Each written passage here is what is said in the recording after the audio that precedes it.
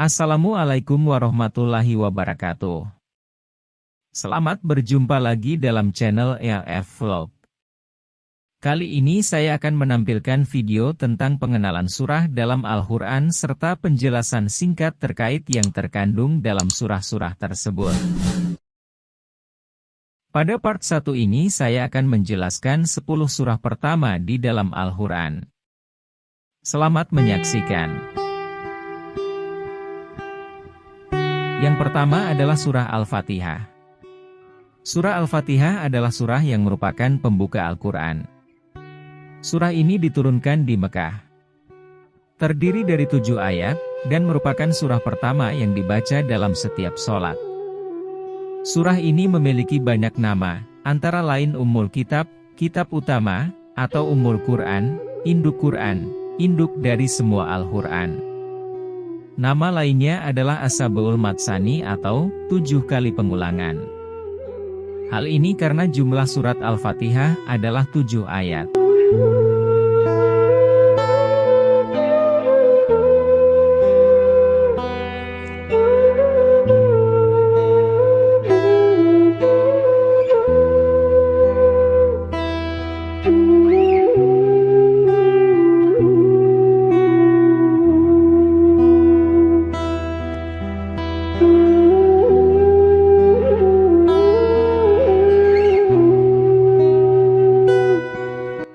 Surah Al-Baqarah. Surah kedua dalam Al-Quran adalah surat Al-Baqarah. Surah ini memiliki jumlah ayat terbanyak dalam Al-Quran yaitu terdiri dari 286 ayat, 6.221 kata dan 25.500 huruf. Surah Al-Baqarah membahas banyak pelajaran tentang Islam. Sebagian besar adalah hukum Islam. Surah Al-Baqarah juga menjelaskan kisah-kisah manusia dan para nabi. 20 ayat pertama surat Al-Baqarah menarik untuk dipelajari lebih lanjut. Makna 20 ayat pertama surat Al-Baqarah menjelaskan tentang 3 golongan manusia. Al-Baqarah artinya sapi betina. Disebut demikian karena salah satu bagian surah ini menggambarkan kisah penyembelihan sapi yang diperintahkan Allah kepada Bani Israel. Al-Baqarah disebut juga Alif Lam Mim karena ayat pertama surah ini memuat 3 huruf Arab yaitu Alif, Lam dan Mim. Surat ini disebut Fustatul Quran, yang berarti puncak Al-Quran. Hal ini karena Al-Baqarah memuat beberapa hukum yang tidak disebutkan dalam surah lainnya. Al-Baqarah mencakup banyak anjuran dan mencakup beberapa larangan bagi umat Islam, seperti memerintahkan mereka untuk berpuasa selama bulan Ramadan dan menghindari riba. Al-Baqarah juga menceritakan kisah Nabi Adam, Ibrahim dan Musa.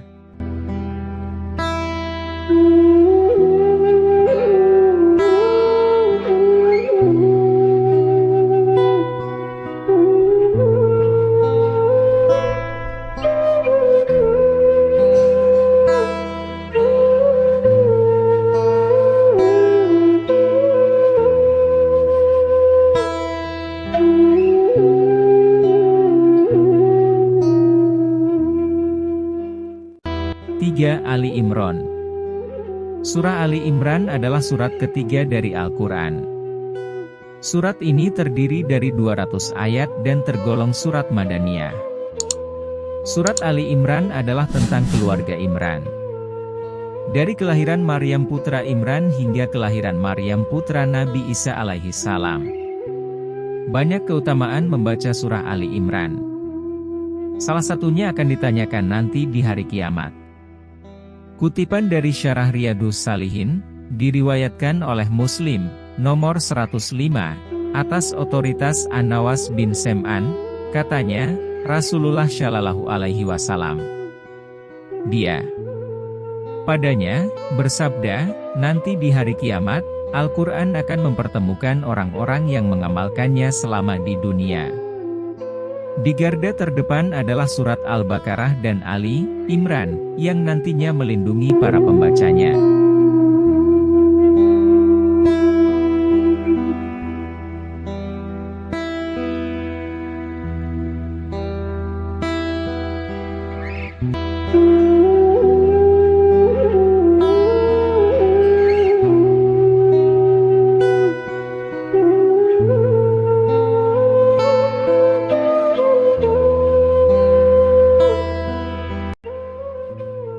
Surah An-Nisa. Surah An-Nisa tergolong surah Madaniyah yang mempunyai ayat sebanyak 176. Dinamakan An-Nisa, wanita, karena dalam surah ini banyak dibicarakan hal-hal yang berhubungan dengan wanita, serta merupakan surah yang paling sering membahas hal itu dibanding dengan surah-surah yang lain. Pokok kandungan yang terdapat pada surat An-Nisa adalah syirik akibat kekafiran pada hari kiamat. Hukum poligami, mahar, memakan harta anak yatim, dasar hukum warisan, faraid, perbuatan keji dan hukum lainnya, wanita yang haram dinikahi, larangan memakan harta secara batil, hukum syikak dan nusyuz.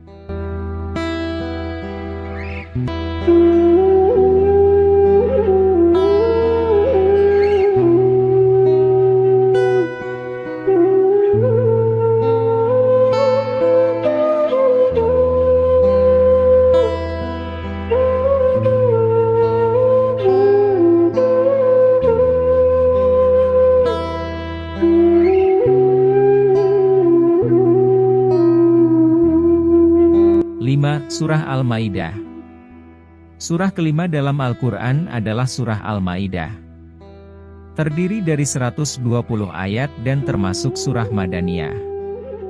Meskipun ada ayat-ayatnya yang turun di Mekah, tetapi ayat ini diturunkan sesudah Nabi Muhammad hijrah ke Madinah, yakni sewaktu peristiwa Haji Wada. Surah ini dinamakan Al-Maidah, hidangan, karena memuat kisah para pengikut setia Nabi Isa yang meminta kepada Nabi Isa agar Allah menurunkan untuk mereka Al-Maidah, hidangan makanan, dari langit. Ini dijelaskan dalam ayat 112.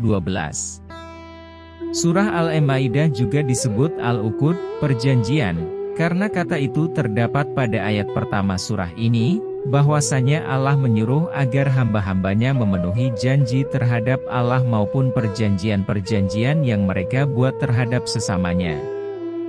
Pada bagian akhir surah ini memuat kesaksian Isa Al-Masih terhadap kaum pengikutnya, maka surah ini juga dinamakan Al-Munqidz, yang menyelamatkan.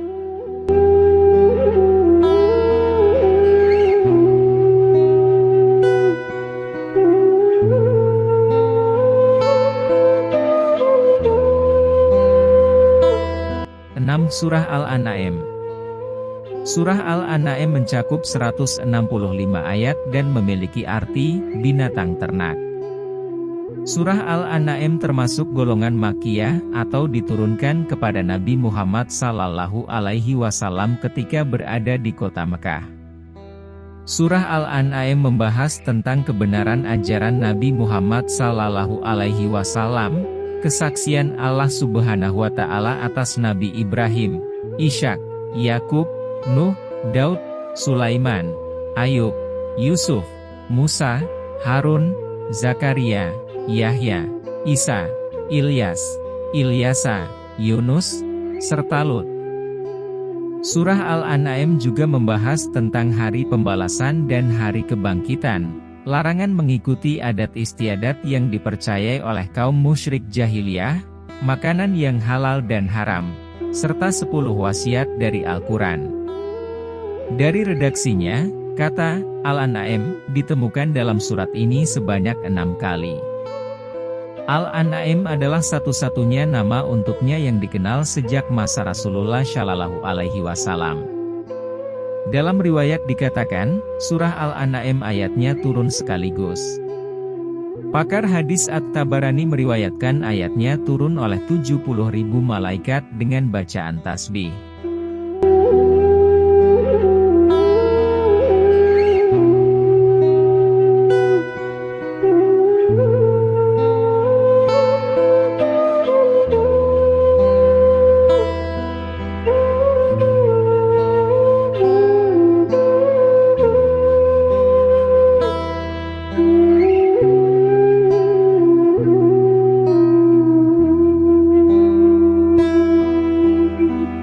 Al-A'raf. Dalam Al-Quran, Surah Al-A'raf adalah surah ke-7 dan memiliki 206 ayat yang kesemua ayat tersebut diwahyukan kepada Nabi Muhammad sebelum hijrah ke Madinah atau tepatnya beliau masih tinggal di Makkah. Oleh sebab itu surah Al-A'raf digolongkan ke dalam surah Makkiyah. Penamaan surah Al-A'raf tersebut diambil dari kata Al-A'raf yang terdapat pada ayat ke-46 dalam surah tersebut. Kata Al-A'raf berarti tempat tertinggi di antara surga dan neraka, yaitu tempat orang-orang yang belum memasuki surga dan mereka dapat menyaksikan kehidupan orang-orang mukmin dalam surga dengan segala kenikmatan yang didapatkan oleh mereka, dan juga mereka dapat melihat orang-orang kafir dalam neraka dengan segala penyiksaan yang didapatkan. Surah Al-A'raf terdapat beberapa isi kandungan di dalamnya, antara lain sebagai berikut.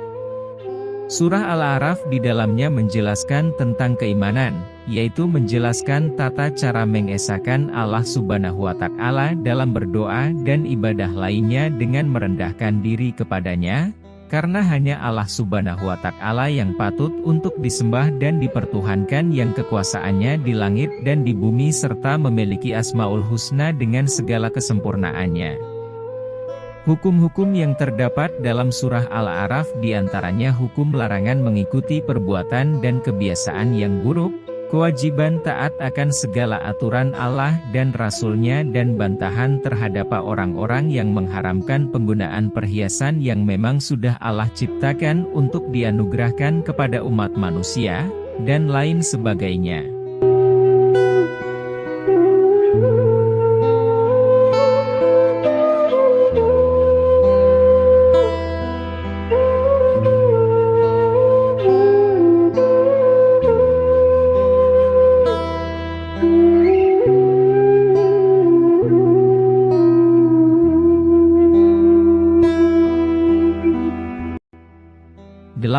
Al-Anfal.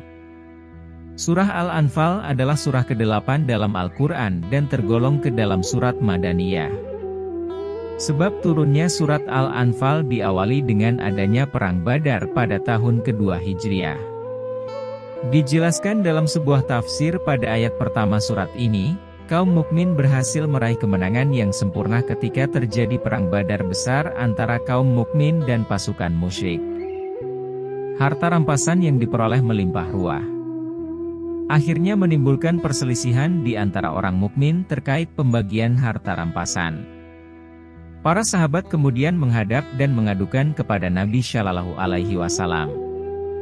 Maka, berkatalah Nabi Muhammad bahwa harta rampasan adalah milik Allah dan Rasul-Nya, maka dari itu akan dibagikan berdasarkan ketentuan Allah Subhanahu wa Ta'ala. Isi kandungan surat Al-Anfal pada umumnya adalah tentang perang yang meliputi hukum pembagian harta rampasan hingga strategi dan taktik perang. Selain itu, surah Al-Anfal juga membahas tentang keimanan terhadap Allah Subhanahu wa Ta'ala dan segala kuasanya. Pada ayat lain menjelaskan bahwa Allah Subhanahu wa Ta'ala juga memberikan perintah kepada orang-orang beriman untuk bertakwa kepada Allah dan larangan untuk berkhianat kepada Allah dan Rasul-Nya.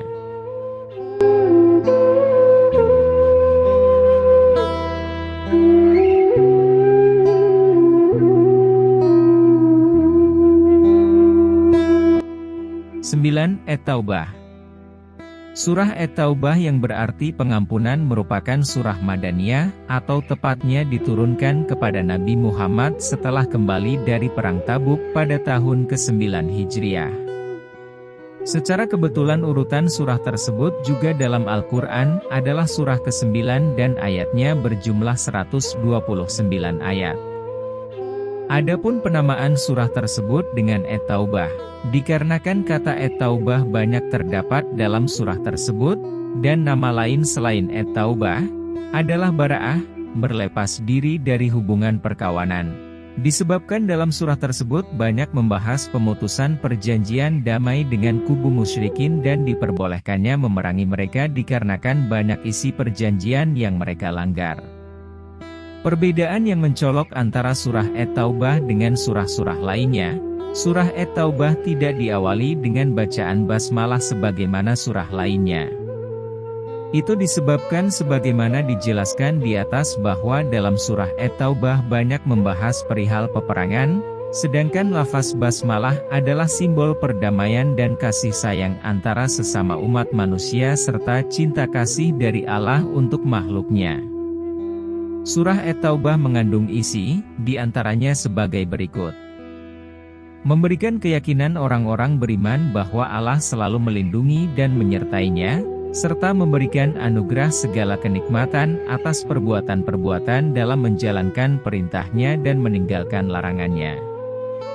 Dan penjelasan aturan-aturan ilahiyah atau hukum syar'i, yaitu kewajiban umat muslim untuk menginfakkan sebagian rizki yang telah dianugerahkan oleh Allah Subhanahu wa Ta'ala kepadanya, aturan dalam penggunaan harta pribadi atau harta milik umat, aturan penarikan jizyah dari orang kafir yang dalam perlindungan kaum muslimin, aturan bernegara, tata negara, dan lain sebagainya. Dalam surah At-Taubah juga menjelaskan tentang kisah-kisah, di antaranya kisah Nabi Muhammad dan Abu Bakar As-Siddiq bersembunyi dalam gua Sur sewaktu melakukan perjalanan hijrah dari Makkah ke Madinah, kisah Perang Hunain, dan Perang Tabuk yang dilakukan oleh kaum muslimin dalam menjalani perang sabil demi tegaknya agama tauhid di muka bumi. Selain itu dalam surah At-Taubah juga menerangkan sifat dan tingkatan derajat kaum muslimin di sisi Allah Subhanahu wa Ta'ala.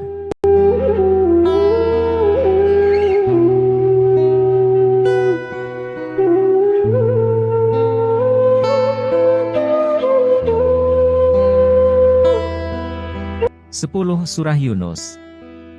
Surah Yunus adalah surah ke-10 dalam Al-Quran. Surah Yunus diklasifikasikan sebagai surah Makkiyah karena 109 ayatnya diturunkan ketika Nabi Muhammad belum berpindah ke kota Madinah. Secara terpisah, surah Yunus diklasifikasi sebagai surah Miyatun karena berisi 100 ayat, sementara beberapa ahli mengklasifikasikannya sebagai yang terpanjang dari 7 surat, As-Sabu et-Tiwal. Pemberian nama Yunus pada surah hanyalah simbol dan tidak berarti bahwa surah tersebut secara lengkap menggambarkan dan menjelaskan kisah kenabian Yunus alaihissalam. Surah ini layak diberi nama sebagai simbol.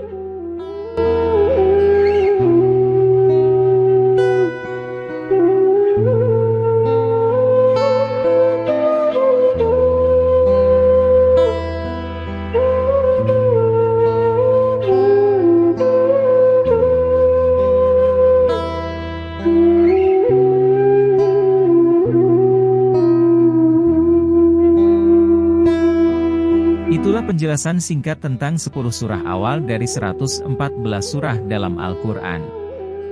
Insya Allah pada video berikutnya akan dilanjutkan part 2. Terima kasih telah menonton. Akhirul kalam, wassalamualaikum warahmatullahi wabarakatuh.